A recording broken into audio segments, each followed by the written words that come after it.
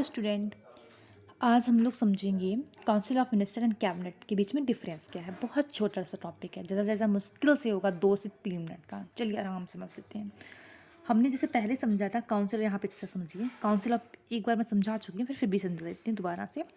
मैंने क्या बताया था, बीजेपी मान लीजिए जो भी सीटें जीत के आई हैं बीजेपी की, तो लोकसभा का 15% जो पर्सन को ही मिनिस्टर्स बना सकती है बीजेपी, ठीक है ना। तो पूरी जितनी मिनिस्ट्री जितने भी लोगों को देगी, ठीक है, जितने भी लोगों को मिनिस्ट्री दे रही है उसको सबको मिला के क्या बोलेंगे, काउंसिल ऑफ मिनिस्टर्स। ठीक है, देखिए यहाँ पे जो मैंने लिखा हुआ है ना, काउंसिल ऑफ मिनिस्टर, वो सारे मेंबर होंगे जिनको कोई ना कोई मिनिस्ट्री दी गई है। तो काउंसिल ऑफ मिनिस्टर के अंदर फिर 3 पार्ट आएंगे। एक हमारा होगा कैबिनेट, एक होगा हमारा डेप्यूटी, और एक होगा मिनिस्टर ऑफ स्टेट। ठीक है, तो कैबिनेट में कौन से मेंबर होंगे? कैबिनेट में समझिए बहुत कम मेंबर होंगे। क्यों भैया? ऐसे समझिए, काउंसिल ऑफ मिनिस्टर तो बहुत सारे होते हैं। इधर देखिए, काउंसिल ऑफ मिनिस्टर लगभग 70 to 60 होते हैं, है ना। अब समझिए, इतने लोग अगर मेंबर को बुला लेंगे तो प्रॉब्लम क्या होगी? हर दिन हर टाइम तो नहीं बुला सकते ना उनको, इतने सारे मेंबर को। तो इसके लिए कैबिनेट बनाई गई है। ठीक है, हम थोड़ा सा और समझा देते हैं बच्चों। कैबिनेट में सारी इंपॉर्टेंट मिनिस्ट्री रहती हैं। याद आया कुछ? ये विदाउट इनविटेशन की हर एक मीटिंग में पार्टिसिपेट करेंगे अगर पीएम कोई भी मीटिंग को बुला रहे हैं। फिर उसके बाद हमने क्या पढ़ा था, मिनिस्ट्री ऑफ स्टेट।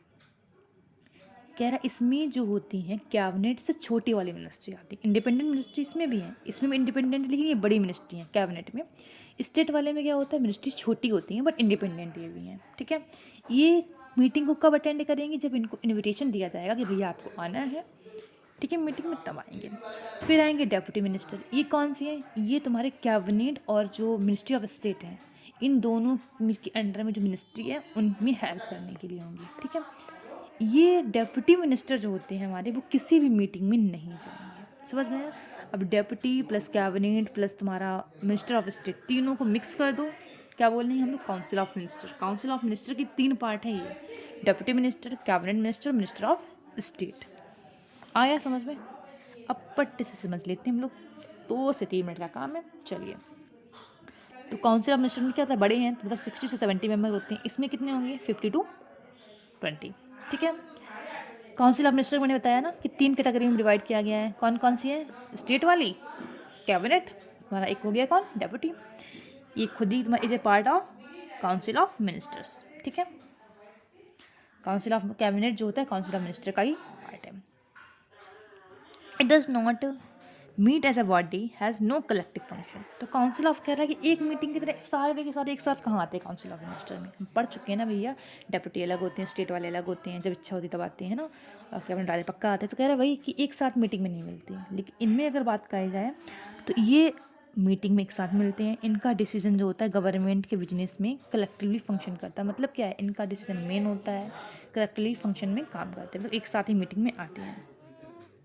थियोरेटिकली बोला जाता है काउंसिल ऑफ मिनिस्टर्स होते हैं उनके पास पावर होती है। रियल पावर देखा जाए तो कैबिनेट के पास में होती है। जो कैबिनेट डिसीजन लेता है वही आगे फर्दर प्रोसीड हो सकता है, क्योंकि नॉर्मल सी बात है, 15-20 बैठ के मेंबर ले लेते हैं डिसीजन। उसके बाद इनसे पूछा जाता है ओनली भैया क्या सही है कि क्या गलत है। ठीक है, जितने भी फंक्शन होते हैं वो डिफाइंड किसके द्वारा होते हैं, कैबिनेट के द्वारा होते हैं।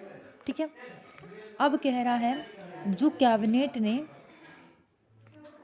सॉरी गलत बोल गए हम, कैबिनेट जो होता है वो पॉलिसी को decision are binding on the COM.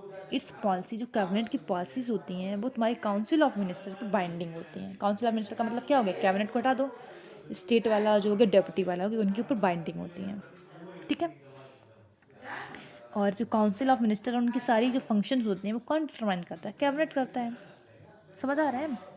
उसके बाद हम लोग बात करें, देखो समझो, कैबिनेट जो अंदर वाली बॉडी है, ये वाली बॉडी कहाँ गया, ये वाली बॉडी की बात कर रहे हैं। ठीक है, सबसे इंपॉर्टेंट बॉडी है भैया कैबिनेट। कह रहा है supervise implementation of its decision. तो कह रहा है कि जो भी इन्होंने डिसीजन बताए उसको सुपरवाइज करने का काम होता है। ठीक है, इनका काम क्या होता है, जो भी डिसीजन दिए हैं कैबिनेट में उसको इम्प्लीमेंट करने का काम आता है। ये कह रहा है collective responsibility, enforce collective responsibility of CM to the Lok Sabha होती है। सीएम से जिसमें भी होती है, ये भी कलेक्टिव रिस्पॉन्सिबिलिटी किसको होते हैं, लोकसभा के होते हैं। इसको इंसर्ट किया गया है बाय द आर्टिकल 352, तुम्हारा 44 जो अमेंडमेंट एक्ट हुआ था ना, उसके द्वारा इसको इंसर्ट किया गया है। तो भैया कैबिनेट मिनिस्टर बनाने हैं। ठीक है, ये कॉन्स्टिट्यूशनल बॉडी है। आर्टिकल 74 और आर्टिकल 75 के अंतर्गत ये दिया गया है कि भाई क्या बनाना है, काउंसिल ऑफ मिनिस्टर्स जो है वो बनेंगी। कैबिनेट को बाद में ऐड किया गया है बाय द आर्टिकल 352 और आर्टिकल 352 को, जो हमारा 44th अमेंडमेंट एक्ट हुआ था उसके द्वारा। ठीक, अमेंडमेंट का मतलब क्या होता है कि जो पहले से लिखा हुआ कॉन्स्टिट्यूशन है उसमें कुछ चीज़ों को फर्दर ऐड कर देना। ठीक है, तो आज के लिए बस इतना करते हैं, क्योंकि बाकी तो मैं सारा आपको पढ़ा चुकी हूँ। Thank you so much. आज जो है हमारा पूरा का पूरा सिविक्स कंप्लीट हो चुका है। अब थोड़ा सा खुश हो जाइए, है ना, तो स्माइल करिए अच्छे से कि आपका पूरा सिविक्स कंप्लीट हो गया है। अब एक वीडियो आप या 2 वीडियो जो भी रहेंगे वो आप उसको और भी देख लीजिएगा। वहाँ पे फर्दर मैं पता है क्या करूँगी, जिस हिसाब से स्पेसिमेन आपका आया है उसके हिसाब से आपको डिस्कस कर दूँगी कि भैया और भी कुछ महान बच्चे हैं जो नहीं पढ़े हैं अभी ना, उसमें कितना आप पढ़ के कितना आप क्रॉस कर सकते हैं। आया समझ में? मैं उसको फर्दर पक्का आपको बता दूँगी, परेशान होने की बिल्कुल ज़रूरत नहीं है। चलिए, थैंक यू। और सबसे इम्पोर्टेंट, लाइक सब्सक्राइब करिए, थोड़ा प्रमोट करिए भैया। अगर आप लोग प्रमोट नहीं करेंगे तो कैसे काम चलेगा, है ना? चलिए, थैंक यू।